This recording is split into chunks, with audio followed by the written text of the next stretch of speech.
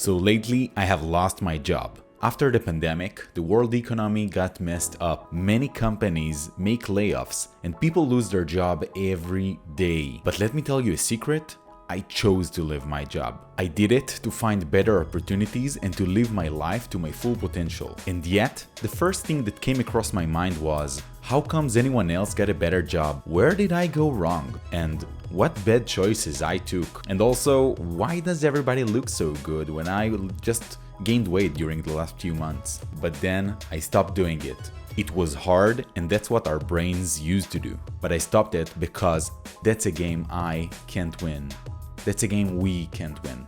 I promise you, I don't care who you are. Even Steve Jobs couldn't. And as he said in his famous last speech after almost meeting death, your time is limited. Don't waste it on living other people's life. And what I have done here is follow an important self-esteem rule. Improve what you can change and learn to accept what you cannot change. Now let me address a common issue. There are people who think that self-acceptance goes against self-improvement. It does not. In fact, self-improvement can only follow self-acceptance. So let me explain it clearly and then I'll give you some practical tips. And if your mind got you thinking like, okay, so I just need to accept the fact that I'm a loser, that's exactly where you're wrong. It's tricky, but let me take you there. So our mind is a wonderful machine that's only busy doing two things. The first, ask questions. And the second, do comparisons. For example, when you look outside a window and say, "What a beautiful day," you're basically answering the question, is it a beautiful day? And while looking for the answer, you compare it to other days you can remember. That's it. And it leads me to the first step of self-acceptance. Only compare yourself to who you were yesterday. Of course, easier done than say, but it's definitely possible. These days, social media make us do comparisons all of the time. A short scroll would make us see many people with things that we desire.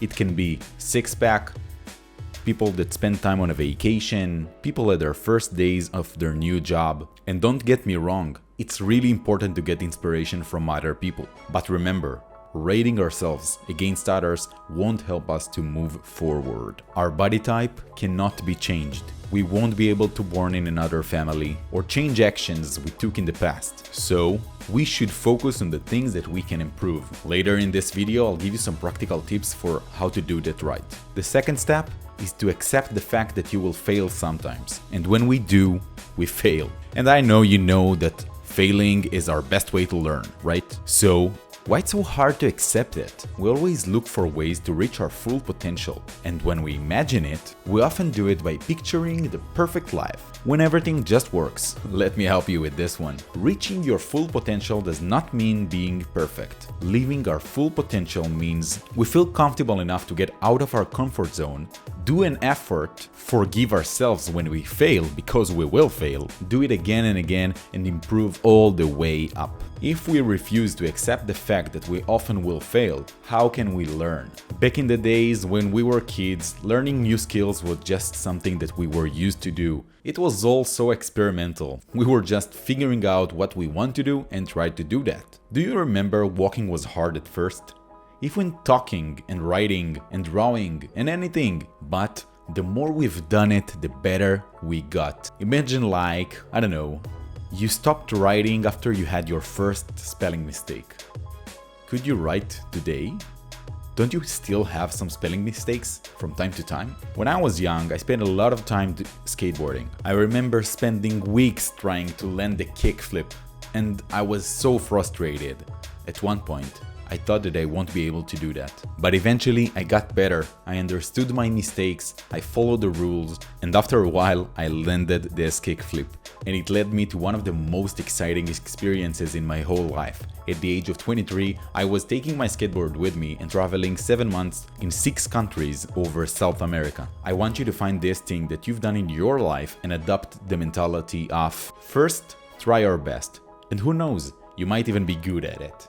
Don't expect too much. And the worst thing we can do is avoid doing something. Step 3. Do not identify with compliments and insults. There are 2 types of acceptance, internal and external. When someone insults us, we can think about it for days, for weeks, even for months or years. But when we get compliments, we feel empowered and we can do the thing again and again. We'll learn to keep doing that thing. As humans, we are a social animal. We like to share and get feedback, but sometimes other people's opinion affect us too much. We follow them instead of listening to our own inner voice. Compliments and insults are based on the current situation and result. And when we embrace them, we accept others' opinion. Although it might be nice to get some compliments from time to time, embracing them will lead us to adopt negative feedbacks and insults as well. Instead, listening to other people, try to evaluate your own performance. When you've done your best, feel proud of yourself, because only you know how hard it was. Now let me clarify about two types of feedback. You can get performance-based feedback. This is the first type. Let's say if you get feedback from your coach, a friend you trust, or someone you can learn from, take it and try to learn what's good and what's bad.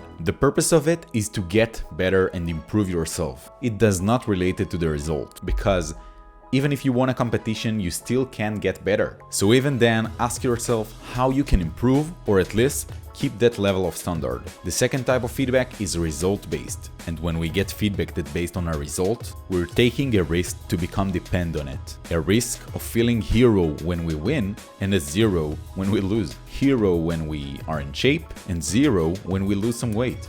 Hero when we get an A and zero when we get a C. Hero when we do something that others consider good and a zero when we do something that they consider bad. Being independent means that we are going to do the best of ourselves at any given time according to our own standard. Some people will not get a day off because their standard is to always put the effort and do not regret on days you couldn't do it. And for others, it's all about balancing between putting a lot of effort and taking the vacation when they actually need it. Instead of embracing compliments and insults, I want you to set your own standard, make a plan to get there, and map out all the possibilities to fall during the journey to get there. To truly accept ourselves, we have to be open and real, without denying or refusing what we think, feel, and do. And it can be hard.